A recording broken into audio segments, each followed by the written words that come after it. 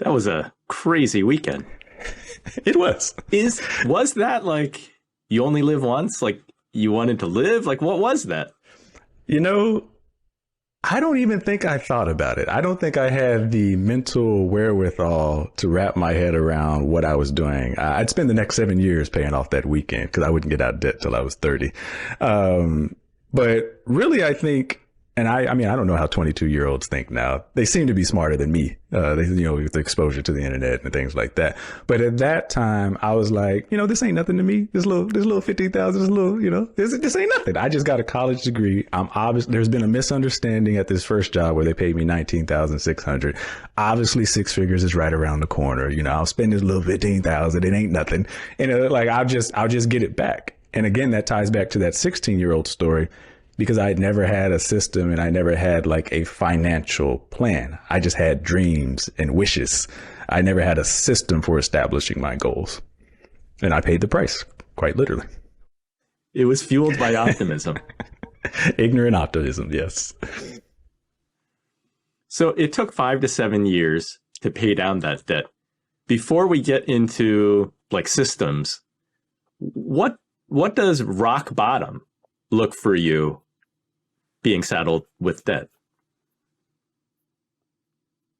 I remember it exactly. And so by now, that girlfriend that helped me spend it has left. So I'm single and alone, and I'm moving back to my hometown. I'm going back to Austin, Texas. And I think by then I was about $30,000 in debt. I think I had reached my peak at that point. I still don't have the six-figure job, and I actually need to move in with a friend back in Austin, Texas, because I can't afford rent in Austin, Texas. To this day, that actually seems to be true. A lot of people still can't afford rent in Austin, Texas. And I get there and I start picking up jobs because at that time I only knew how to trade time for money.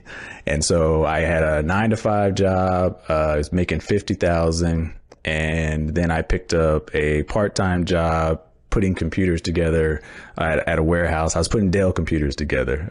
So I to this day, I apologize for people who got computers between 2005 and roughly 2009, because I hated that job and I know I took it out on those computers. So if you have a Dell computer that didn't work around that time frame, I apologize to you.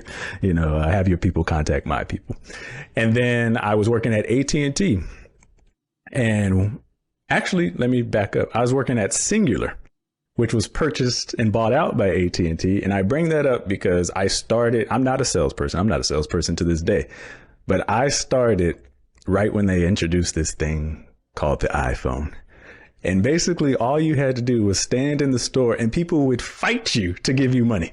And so I was making these crazy commission checks.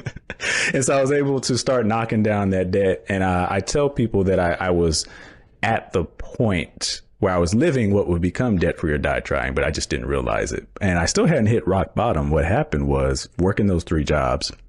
And actually I picked up a 4th job at one point. I was working nights at a hotel.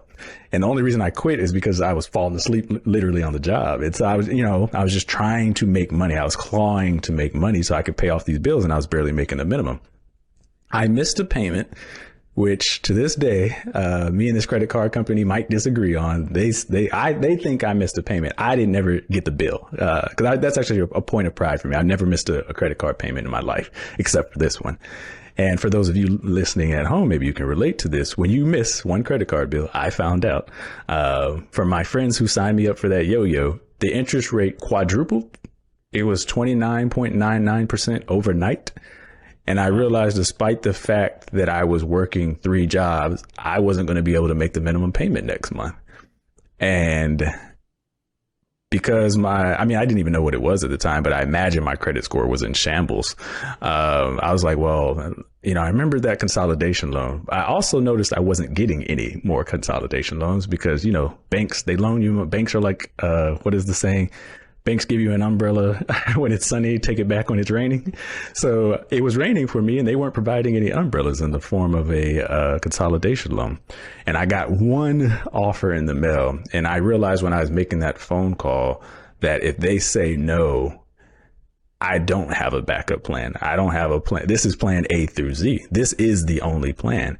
And fortunately, as y'all might guess, that story ended with yes, but that was my rock bottom. I remember hanging up that phone and feeling like the worst I'd ever felt. Like, how did I put myself in this position? How did I get here? And I made a promise that night that I would never put myself in that position again. That was my rock bottom.